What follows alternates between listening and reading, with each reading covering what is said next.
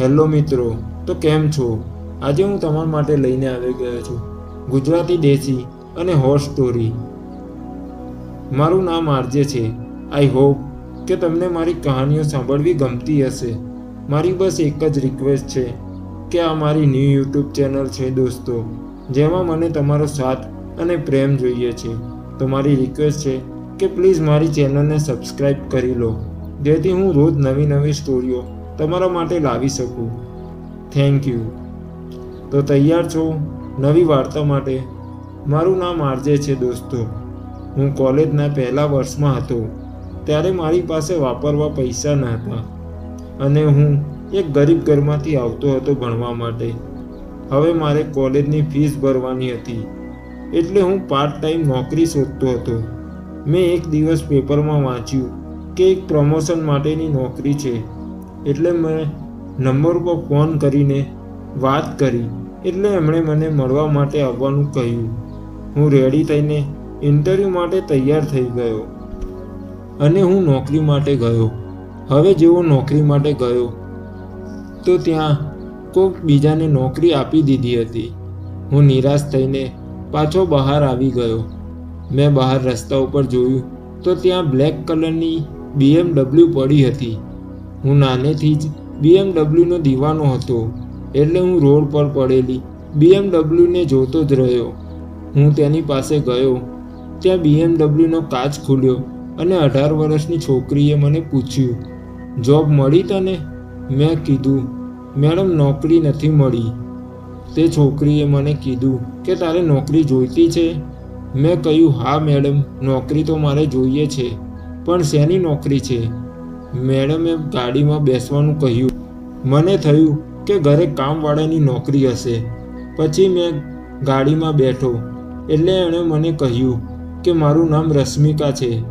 પછી તેણે મને કીધું કે જો તું મને મારું લેસન દરરોજ કરી આપે તો હું તને મહિનાના 10,000 રૂપિયા આપીશ.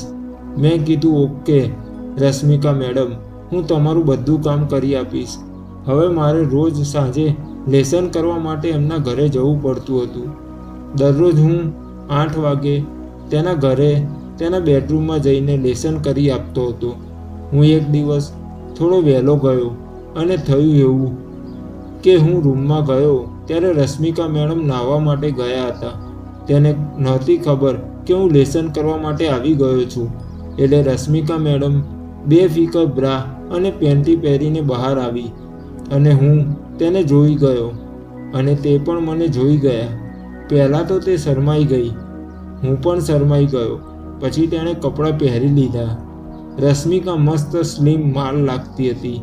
તેના નાના નાના સંતરા બહુ જ મસ્ત લાગતા હતા અને તેની પતલી કમર, વાવ, શું કહેવું. તેમને એ જ ખબર નથી પડતી. તેને એ ઓપન જોઈને મારો પોપટ મોટો થઈ ગયો. એ રશ્મિકા જોઈ ગઈ.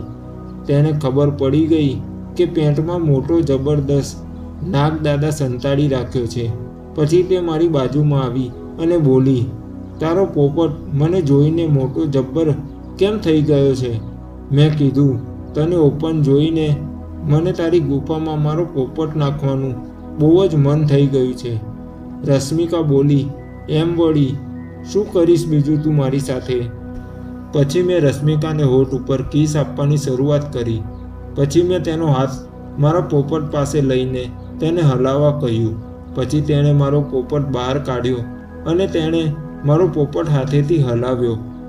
પછી તો તેણે મારો પોપટ તેના મોઢામાં નાખીને ચાટવા માંડી. 25 મિનિટ સુધી તે મારો પોપટ ચાટ્યા કરી. હવે મેં તેના કપડાં કાઢીને તેની ગુફાને જીભથી ચાટવાનું ચાલુ કર્યું. પછી હું તેને ચાટવા માંડ્યો. મેં ચાટીને તેની ગુફાને લાલ કરી નાખી. હવે મેં તેની ગુફામાં મારો પોપટ નાખવાની શરૂઆત કરી. દોસ્તો, રશ્મિકાની ગુફાને હજુ સુધી કોઈએ હાથ પણ નહોતો લગાવ્યો. મેં મારો પોપટ તેની ગુફામાં નાખવાનું શરૂ કર્યું, પણ તેની ગુફા ટાઈટ હોવાથી બહુ જ બળ કરવું પડ્યું હતું અને તે રાડું પણ પાડતી હતી. આહ, ઉફ, આહ. પછી મેં ધીરે ધીરે મારો પોપટ ગુફામાં નાખ્યો અને પછી મેં આખો પોપટ અંદર બહાર કરવા લાગ્યો. મેં 30 મિનિટ સુધી રશ્મિકાને ખોદી પછી મેં મારું પાણી તેના સંતરા ઉપર ઠલવ્યું. આમ તે હજી નાઈને જ આવી હતી તો પણ તેને ફરીથી નાહવા માટે જવું પડ્યું. આવું મારે દરરોજ ચાલતું રહ્યું. દોસ્તો, આ હતી મારી ન્યૂ સ્ટોરી. હું આશા રાખું છું કે તમને મારી આ સ્ટોરી પસંદ આવી હશે અને આટલે સુધી આવી ગયા છો તો પ્લીઝ મારી ન્યૂ ચેનલને સબસ્ક્રાઈબ કરો અને લાઈક કરો, જેથી હું આમ જ રોજ નવી નવી સ્ટોરીઓ લાવતો રહું. દોસ્તો, કદાચ કોઈ છોકરી, ભાભી કે લગ્ન કરેલી મહિલાને પોતાના જીવનમાં કોઈ સાથી કે મનોરંજન જોઈતું હોય તો વગર ગભરાએ મારી ઈમેલ આઈડી પર સંપર્ક કરવો, જે મેં મારી ડિસ્ક્રિપ્શન બોક્સમાં આપેલી છે.